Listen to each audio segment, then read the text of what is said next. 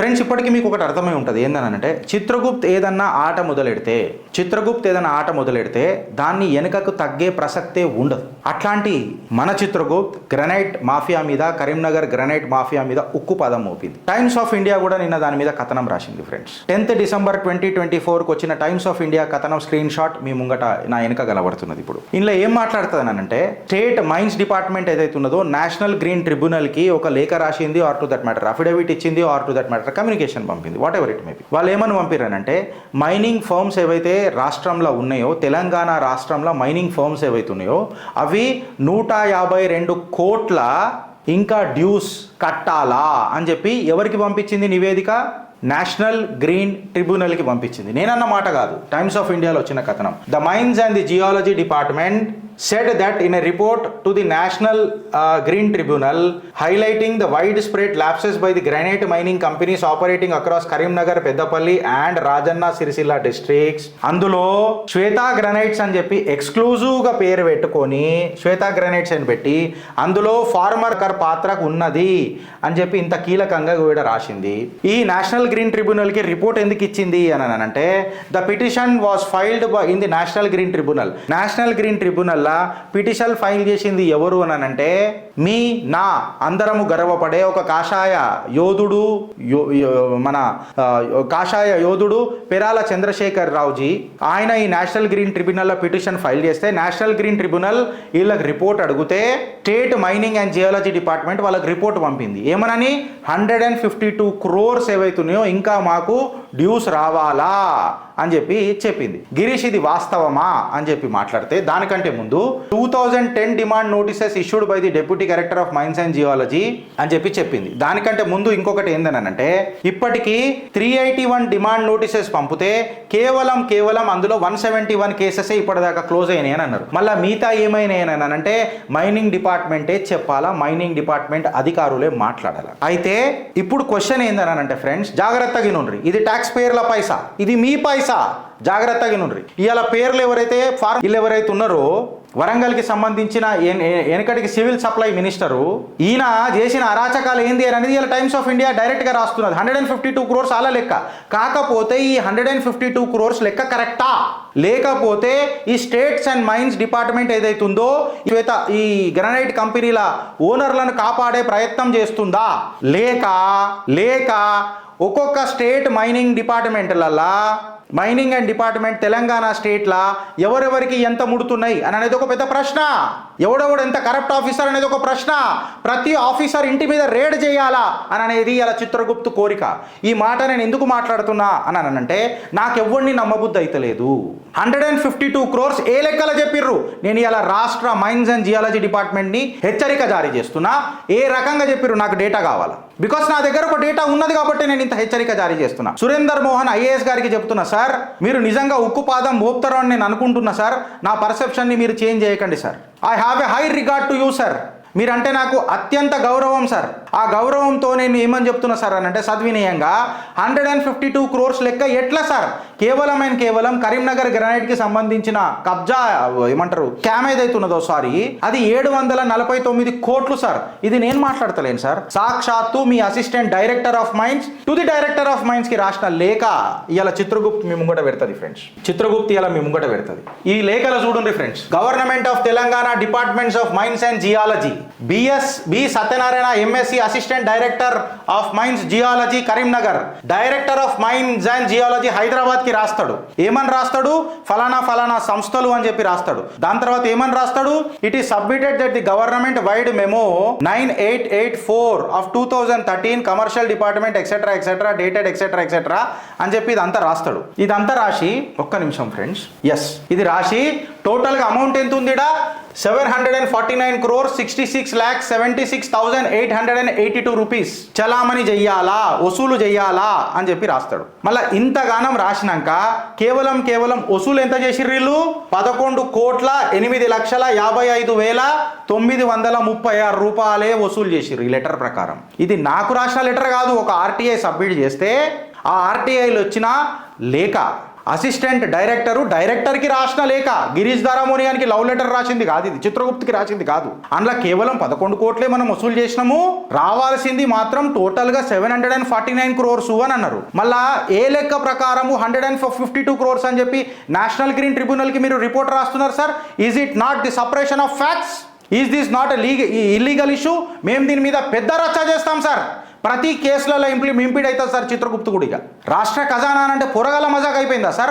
దీని మీద ఇంకొక మాట మాట్లాడతారు వాళ్ళు. ఏమని మాట్లాడతారనంటే, ఏదైతే హరీష్ రావు ఉన్నాడు కదా, అడ్డమైన రాజకీయాలు చేసే ఈ బీఆర్ఎస్ ప్రభుత్వంలో హరీష్ రావు, వీళ్ళు మళ్ళీ నేను మాట్లాడతాను, నాలుగు రాష్ట్ర కథ. It is submitted that in the pursuance of the government memo 6581 of 2016 dated 2016, Hyderabad vide memo 6665 of 2016 dated to 8/9/2016 constituted a committee comprising of DDMG and Warangal supervising officer etc.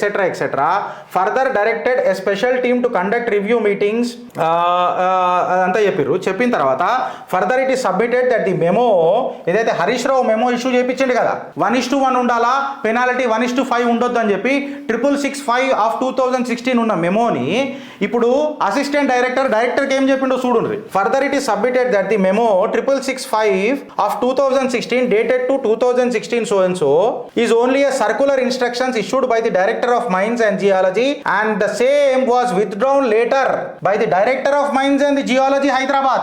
ఇదైతే టీఆర్ఎస్ ప్రభుత్వం 6665 of 2016 ఏదైతే memo issue చేసింది కదా, ఈ memo కేవలం ఇన్స్ట్రక్షన్సే, దీన్ని మేము withdraw చేస్తున్నాము అని చెప్పి director of mines and geology మాట్లాడింది. మళ్ళా ఇలా నోట్లలో మన్ను వాడ ఈ మైనింగ్ డిపార్ట్మెంట్ వాళ్ళు ఎంత సంపాదించుకున్నారని చెప్పి నేను అడుగుతున్నా. ఎవడెవడు ఎంతెంత ఆస్తులు కూడా పెట్టుకున్నాడు అని చెప్పి నేను హెచ్చరిక జారీ చేస్తున్నా.